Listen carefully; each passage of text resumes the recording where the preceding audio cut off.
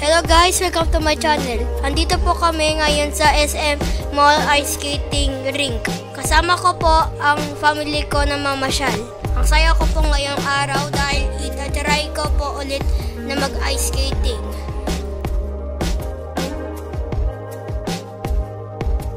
Second time ko na po ngayon na mag-try mag-skating.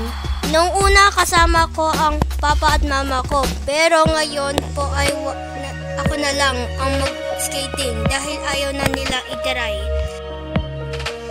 Nahirapan po ako matuto lalo na nung una, pero sa pagtitiyaga ko at kagustuhan ko matuto ay nagawa ko ng makapag-skating kahit walang assistance.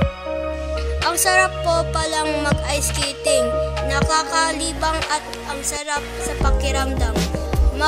Magpadulas sa yelo na para kang lumilipad.